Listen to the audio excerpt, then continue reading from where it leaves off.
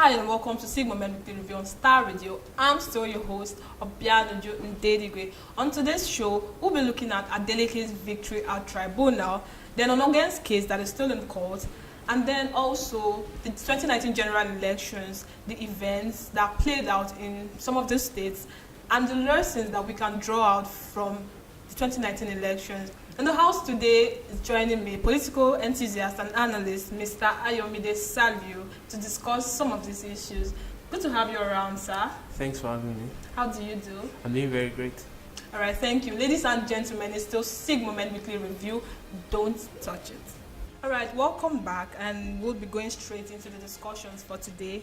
So, Mr. Ayomide, let's talk about Adeleke's victory at Tribunal. On Friday, the 22nd of March, the Tribunal, the Onnoghen Election Tribunal, sat and then declared Adeleke the winner of the 2018 gubernatorial election in the state.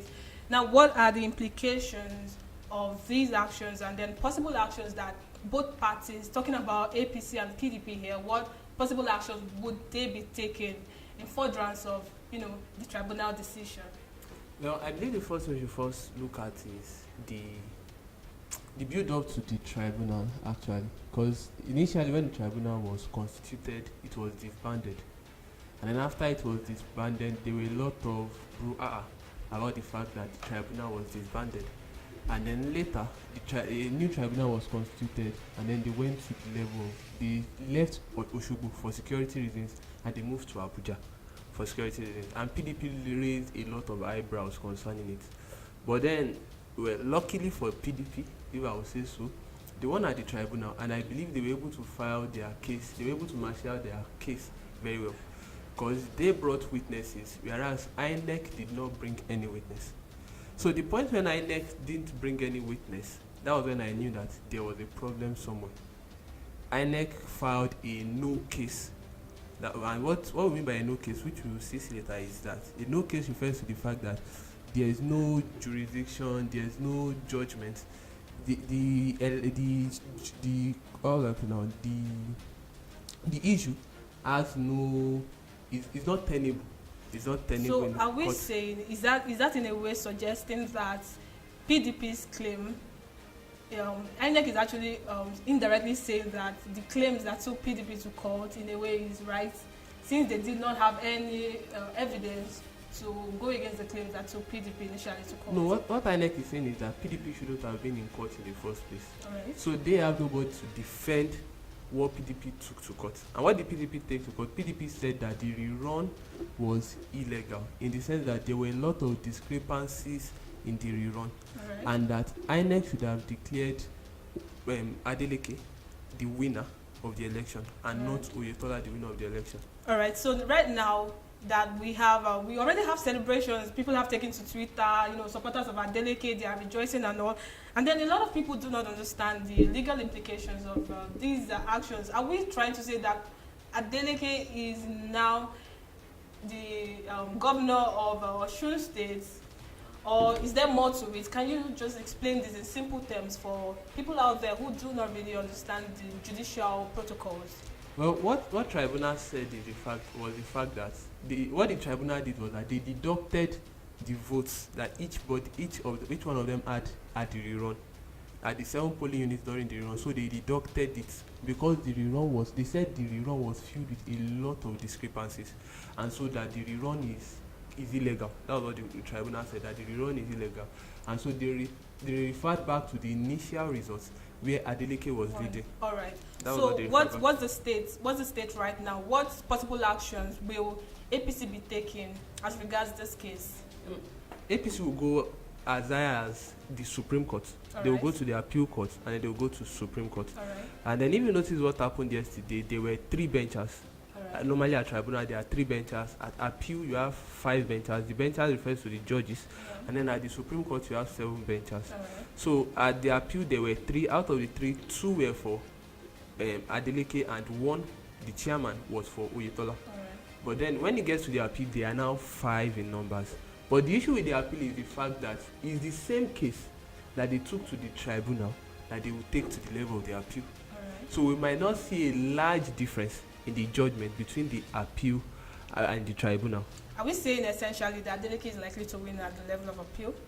Most likely, but then, mind you, in 2015, two people won at the level of tribunal, in person of Dakuku Peter side. He won against Wiki and River State, and also Mama Taraba, she won against Darius Ishaku. Yes. But when it got to the level of the appeal, the two of them lost. Yes. And then we've seen people that lost at tribunal and won at appeal court. Example is the immediate past governor of Aregbesola in 2011. So that means that we might see changes in the appeal court. We might see changes, but then most likely it might still stay as that. Adeleke might finally be declared the winner. But then don't forget, there's still the Supreme Court. Yes. And then the issue now is the fact that APC and INEC didn't bring forward any witness at the level of the tribunal. So it's the same case that they filed at the tribunal that they will also file at the level of appeal court, at the level of the appeal. So that's the main issue now. Yes, and then right now we move on to the Onnoghen's issue. Now, in the course of the week, FG closed the case on Onnoghen after presenting 3 witnesses against 6 that was initially stated. And now we have the defendant Onnoghen going further to file a case of no submission. Mr. Ayomide, can you shed more light on this? You know, a lot of people feel now, since this case has been closed by FG, should we not have, you know, the suspended Chief Justice of Nigeria being restated back to office? Can you explain this in simple terms to people that would be watching, you know, so that they have a good knowledge about what's happening exactly? Okay, what that means, the meaning of what they filed, for example, federal government said they were going to bring 6 witnesses, and they brought 3 witnesses against 6. And so out of the 3 witnesses, federal government said on Wednesday, that they were closing the case. Now, closing the case it means that they've brought up all the witnesses that they can bring up, that they can summon up, and they've said everything they want to say. Don't forget, it was a 6-count charge against Onnoghen. Yes. So what they are saying is that with the 3 witnesses that they've brought up, federal government are saying that they've defended the 6-count charge that they brought against Onnoghen.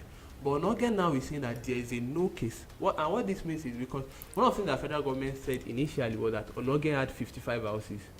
But later we found out that Onnoghen had 5 houses. Right. And out of these 5, 1 was a gift from the federal government itself. Okay. And then they said he had $3,000 in his account. But then we later found out from the thing that they called, the accountant, one of the witnesses, yes, that they called, he said that he collected a loan of $500,000. Right.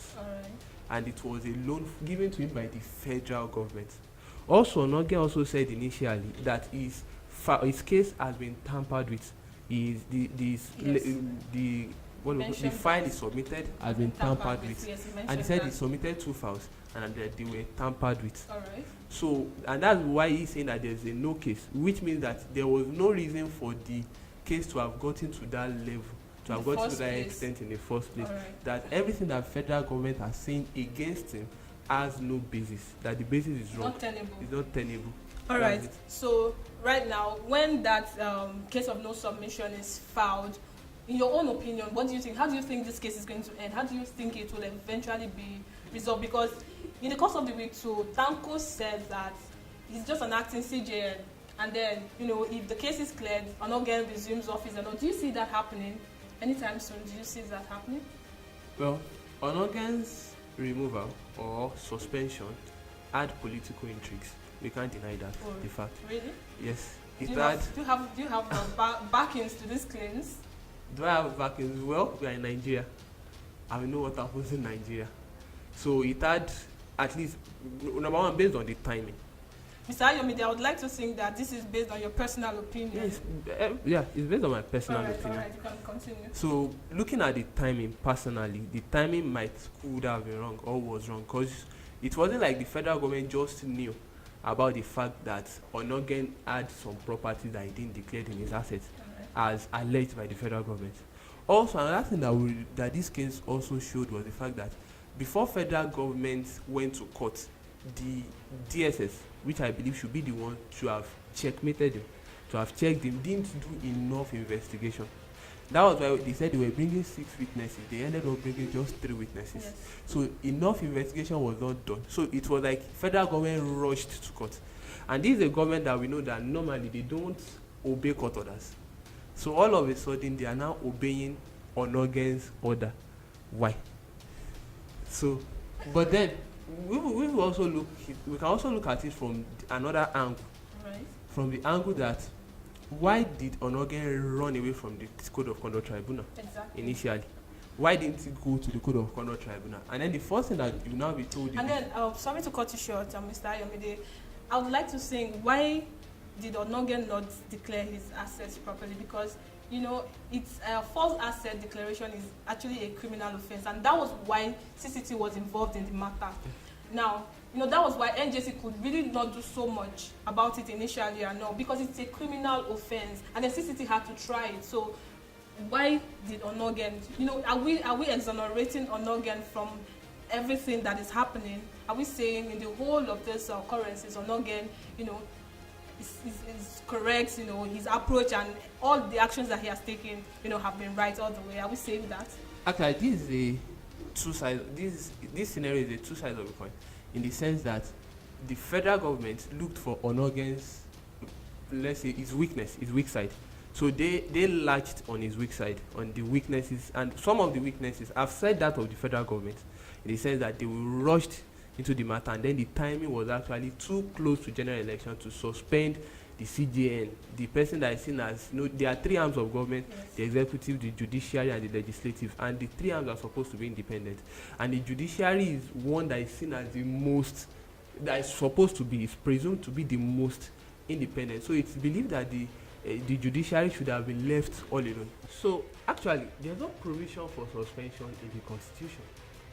The only provision we have is to sack, and that sack has to be ratified by 2/3 of the Senate. And then, when the president took the decision, the Senate was not in session. The Senate went on break because of political reasons, because of the election. Yes. And also, the CJN couldn't appear before, couldn't summon the NJC meeting. Then he postponed the NJC meeting temporarily, which is for personal reasons, I believe. Because if he had summoned the NJC's meeting, then NJC would have asked him to step aside, and the NJC would have called, they would have called for a probe. Yes. Also, you should also take note of the fact that the Code of Conduct Tribunal is a lesser court compared to the Supreme Court, which the Chief Justice of Nigeria is the head of the Supreme Court. So it's a very lesser court. So there was no way the Chief Justice of Nigeria could have appeared before CCT without he stepping down. Right. So I believe the first thing he should have done was to have stepped aside initially. Right. And then so that was the mistake on his part. That was a mistake on Onnoghen's part. And then funnily enough, in 2013, Onnoghen said that only the CCT can try such a case as this. Any case that has to do with civil service, false asset declaration by the civil service. So that's more like using his words against him in 2019. Yes. Interesting. But the issue now is Onnoghen can be reinstated, but the question is when. Wow. So right now, the case is still lingering in court, and we do not know when it will be finalized. For FG, for Onnoghen, we sit back and then we watch how it all plays out in the end. Now, going over to the 2019 general elections, a lot of things have happened since February up till now. And then a lot of things are still happening yet because we have the supplementary elections ongoing in some states. So can you tell us, you know, your opinion about this 2019 general elections? What do you think? Did INEC do better? Did INEC under Mahmoud Yakubu do better than Jega? Did they perform better in their, you know, the work, the way the electioneering process rather was carried out? Or do we have worse outcomes this time around? You know, we had in some places, we had a lot of killings, and then even youth corps members' lives being endangered in the process. You know, what can you say? And then the outcome, we have persons we can tag Jagaban losing their positions. You know, really, a lot of things have happened. So could you just tell us? Well, I don't want to believe that this is the worst election ever. This couldn't have been as worse as the 2003 election or the 1964 election, where we had Ogunwete in the western region. Right. So I believe, but then he didn't perform as up to expectation. he performed lesser compared to what Jega did. I mean, Mahmoud Yakub. Well, some persons would argue this with you. Some persons still believe that Mahmoud Yakubu performed better than Jega did. But then, it's your opinion. Okay, the first thing is postponing the election. The election was postponed the day of the election itself. Though we knew in 2011, election had even started when election was postponed. Yes. But this one, people's hopes were high.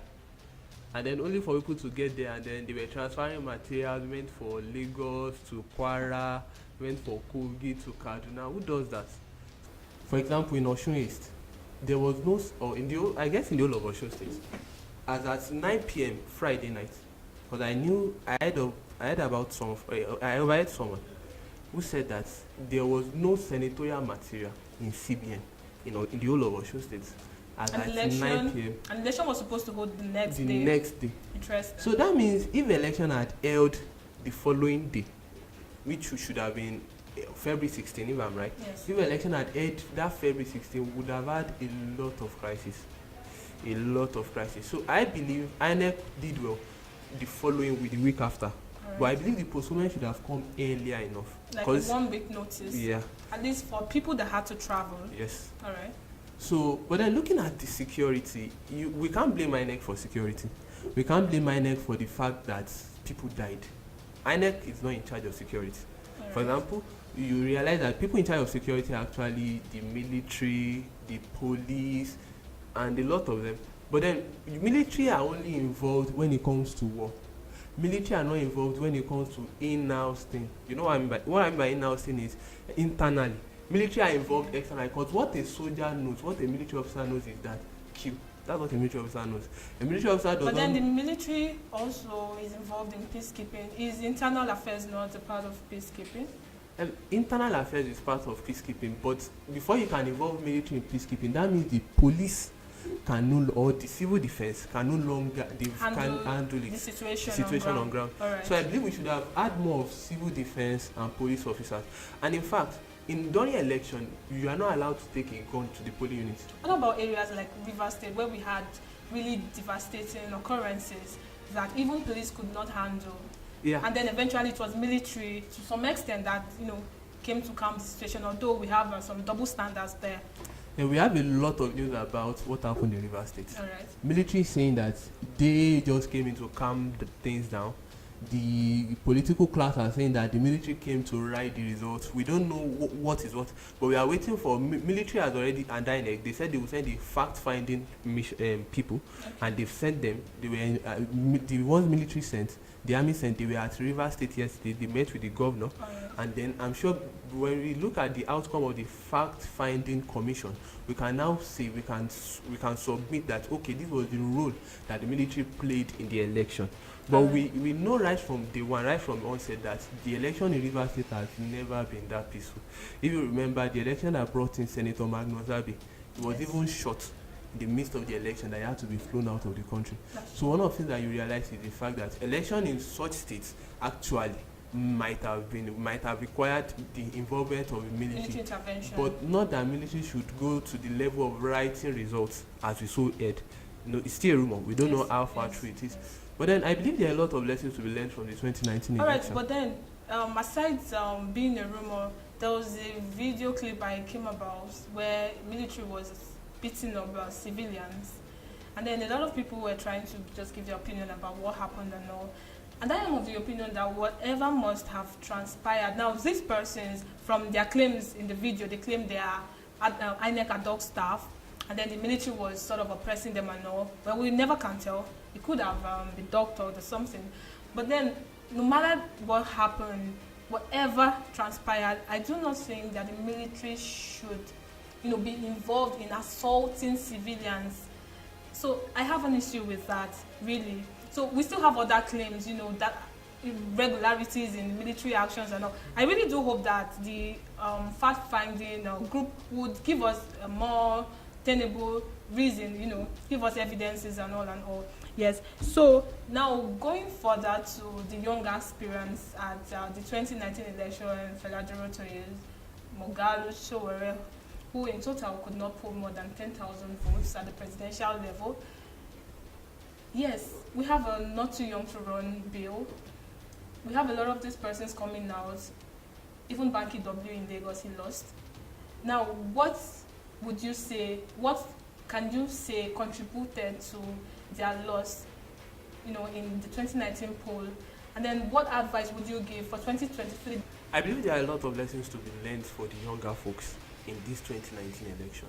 I believe the reason why we had they couldn't gather more than 10,000 votes was because of the fact that they didn't come up together, they didn't team up together, because you are fighting against the younger folks that they've been conducting election for a very long period of time. So the older folks, yeah. So we need the younger folks to team up together. Right. For example, why can't we have a 3-party system? APC, PDP, and one other party. Maybe. Or maybe not. We can just have, the idea is just to have 3-party system. It doesn't necessarily have to be APC, PDP. Yeah. But, something that would not form like a bed sheet, when all the parties are printed on ballot paper. Really, voting was a bit tiring at some point. So, and you see some people vote for PCP. Imagine. So, another Let's thing. not go there now. Another thing that we also look at is the fact that the younger folks were over ambitious, permit me to use that word, because why can't we have some people in Senate? Why can't we have some of them contest as governors? Why can't we have some of them as State House of Rep? But we have Banky W going for House of Reps. Yes, he went for House of Rep, but then what time did he start? What time did he come out?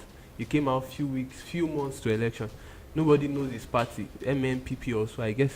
Nobody knows his party. Nobody knows anything about him. So why can't the younger folks team up together? Okay, instead of Fela Durotoye spending his money contesting at the level of presidency, why can't Fela Durotoye stay in his hometown and then spend his money there and then campaign for whosoever the youth have decided to vote for? And also, actually, Showore pulled the highest vote in the presidential. He pulled the highest vote in his hometown. He beat APC and PDP to it. So yes, in addition to what you're saying, I think at the grassroots level, Showore is putting a lot of grounds, especially from his hometown. Yes. So that can actually be an advantage for him. Yes. And then from a recent video I watched, he's back in New York now. From a recent video I saw, he said he's coming back 2023, in full gear and all.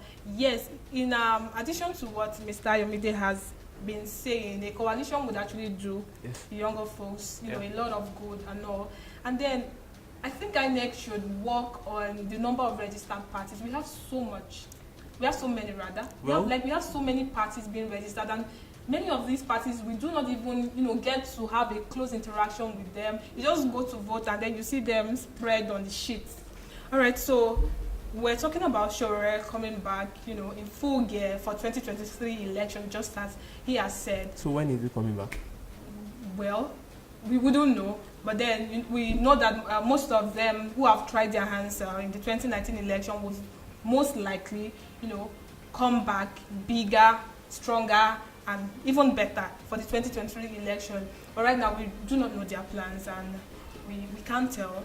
Ladies and gentlemen, it's been the SIG-MOMENT Weekly Review on Star Radio, and our guest, Mr. Ayomide Saliu, has been amazing. Thank you so much. Do not forget to subscribe. Hit the subscribe button, subscribe to our channel. Follow us on our social media handles at SIG-MOMENT on IG, at SIG_moment on Twitter, for more insightful reviews weekly. Thank you so much. I still remain your host, Obianjo Ndedibe. Goodbye.